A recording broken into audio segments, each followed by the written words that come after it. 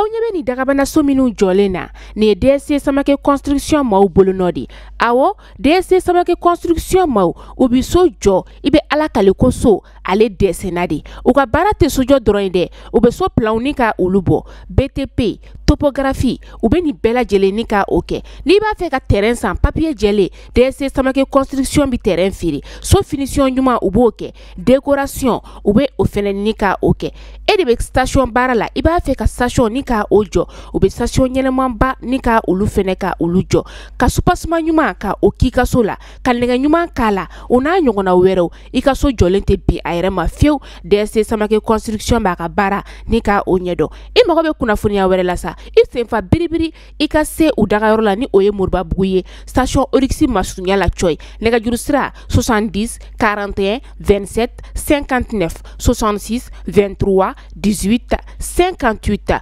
baara ɲɛdɔn o ka to baara dɔn b'a bolo DSC Samake construction maaw u b'u ka baara u b'a ɲɛdɔn.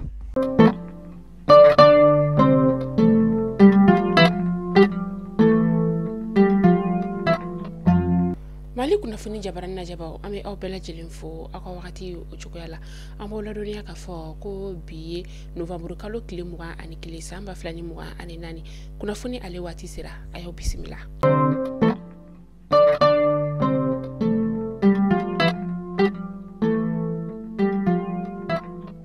Fondamela bi an ka cɛmancɛ fanga jamana ɲɛma ale kɔni ye dansigi gouvernement ɲɛma ale ka baara la ka taa se gouvernement maa tɔw olu ma kunnafoniya ale dira kunu wuladani fɛ nɛgɛ kanɲɛ 19 o wagati kunnafoni surun o sira fɛ an ka foroba jabaraso ale la maliyɛnden bɛɛ lajɛlen kɔni tun sigilen don n'a ye k'a fɔ ko dɔgɔtɔrɔ Choguel Kokala Mayiga ale kɔni ka fanga kɔni dan bɛna sigi ale la k'a sababuya kɛ a ye kuma dɔw kɔni ni ka olu fɔ dɔgɔkun tɛmɛnen na CICB ale kɔnɔna la jamana marabagaw ka ɲɛsin olu ma a ka kuma bakuruba dɔ yɛrɛ kɔni sɔrɔla ka fɔ ko fɛn min ye transition ye kɔni dɔ farala ale kuntagala kan ka sɔrɔ ale ma bɔ fosi kalama ko fɛn o fɛn kɔni ni u b'a hakilina ta foyi tɛ sara ale la ale kɔni bɛ gouvernement kɔnɔna la ten de foyi tɛ ka sara ale la kabi dɔgɔtɔrɔ Choguel Kokala Mayiga kɔni ni kuma ninnu ni ka olu fɔ maa caman bɔra ni k'a yira ka fɔ ko a ye janfanci wale kɔni ta ni ka sin jamana marabagaw ma jamana kɔnɔdenw yɛrɛ fanba y'a yira ka fɔ k'u tɛ fɛ ka a ye ministre ɲɛmaya la tuguni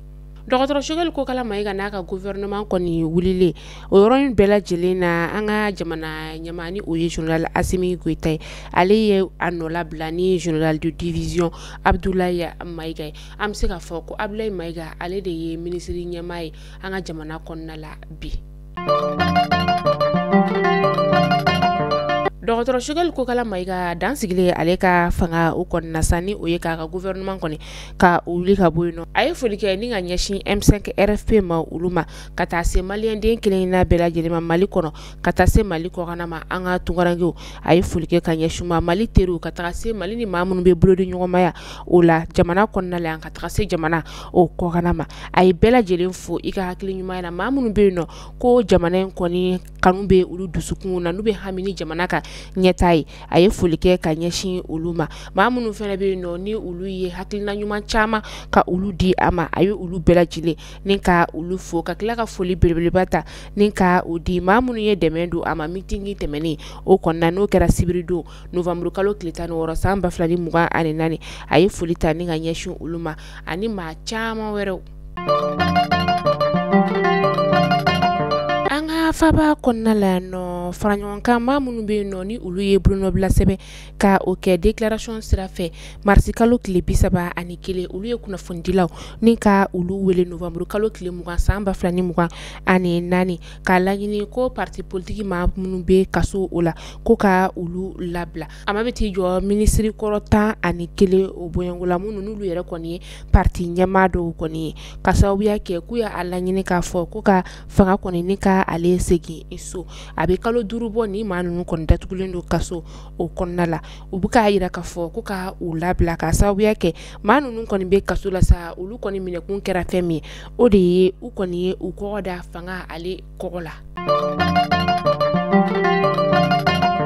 Martin Hama ale kɔni ye préfet kura ni ka o sɔrɔ novembre kalo tile 20 san 2024 ni o ye madame Alfidilatu Musa Mayiga ye. Ale kɔni baara ni ka o daminɛ kunu novembre kalo tile 21 o la. A ni dugulamaw kɔni ɲɔgɔn kuma ɲɔgɔnya o kɔnɔna la. A ye layidu taw ye k'a fɔ ko a bɛna baara kɛ u ka yamaruya o kɔnɔna la. Fɛn min ye u ka maire ka lasigiden ale kɔni ye bisimila kɛ ni ka ɲɛsin u ka préfet kura ale ma ka tila k'a yira k'a fɔ ko u b'a ka bilala baara taabolo ɲuman ale sira fɛ.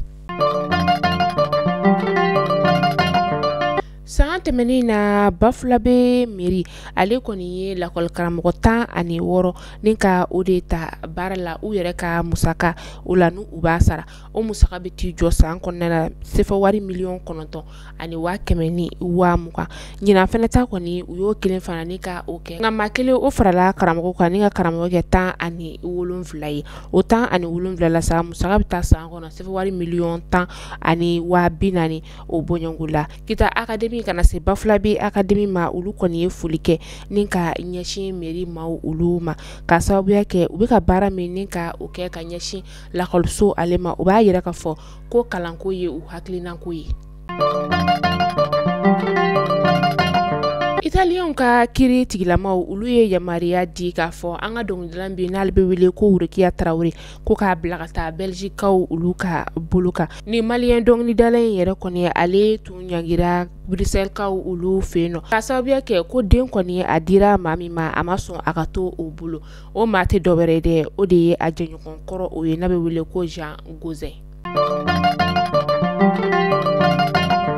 An bɛ taa kɔkan kibaru la an bɛ taa Ganakaw olu fɛ yen nɔ dɔgɔkun 3 de bɛ Gana n'a ka jamana ɲɛmaa kalafili o cɛ n'o kan ka kɛ décembre kalo tile 7 san 2024 u ka fanga senamatɔnba ale kɔni ye Nana Akufo-Addo ni ka ale kɔni ka a ɲagi ka sababuya kɛ ko a bɛ ka yuruguyurugu kɔni ni ka o labɛn kalafili o sira fɛ ka se ka fanga ni ka o di parti politique min ni a bɛ wele ko NPP o fɛnɛ kɔnɔna la sa fɛn min ye kunnafonidilaw kɔni olu welela ka kuma in kɔni ni ka o da olu kulo ka novembre kalo tile 19 wagati.